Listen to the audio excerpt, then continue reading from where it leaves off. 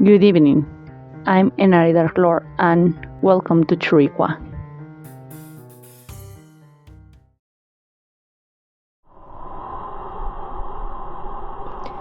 I live in Port St. Lucie, Florida. I have lived here since I was born. I have to tell you that it's always been considered quiet and safe, despite the events that have happened, which, in my humble opinion, have to do with society and those who, regardless of their origin, come to disrupt our peace without being part of it. Here there is a small but cozy park. However, when you walk through it, you find a tree that breaks all that peace and tranquility. This tree is known as the Devil's Tree. At first, I never knew why. However, as any local knows, there is never a lack of challenges to visit it at night to test your courage. Ever since I saw it, that tree has given me a bad feeling. There is something unsettling about it. When I was about 13 years old, some friends and I arranged to sneak out of our houses and meet at midnight at the entrance of the park. The idea was to go with only our cameras and flashlights. The only thing we knew at the time that the tree was haunted and that there were rumors of rituals being performed on it. Something we found extremely interesting and wanted to go to show off, like many others at the school, that we were very brave. At the entrance, Mike, Luke, and I met there.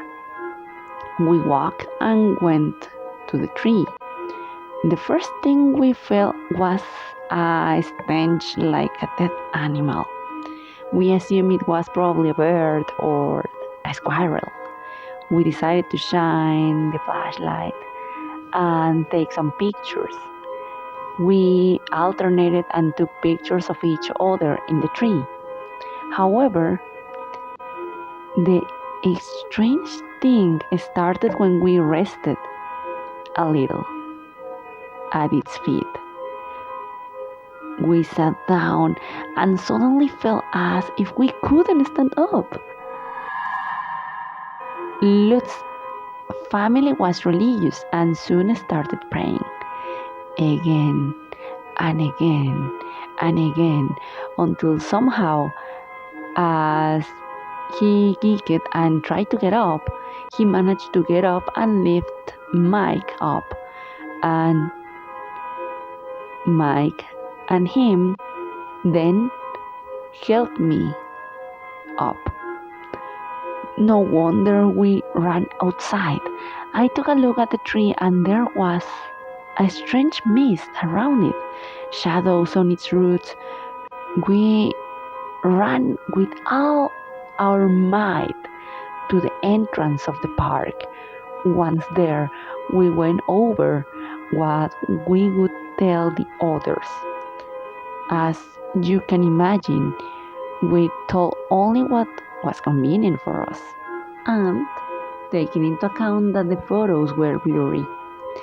Although we achieved our goals, we kept thinking about what happened to us until I decided to tell my brother Ethan, who, besides telling me that he did something similar to my age, told me the truth of this sinister tree. According to what he told me, in the 70s, more specifically in 1972, Gerard John Shafford, a policeman who, taking advantage of his job, kidnapped young women to rape them and take their lives, something he did more than once in that place. He then was caught. It is believed that there were from 9 to more than 30 victims, taking into account that the tree and its surroundings were considered a distant spot with no passing by at that time of night. My blood ran cold when I heard about this. I told him what happened, and according to what he told me, he and his friends did something similar, only in his case, they hear footsteps and as if they hear someone crying. He even said that one of his friends sat down at the roots of the tree and apart from a side shiver, nothing else happened. As the days went by, we started to research a little more, and to our surprise, we realized that Gerard John Schaffer was dead.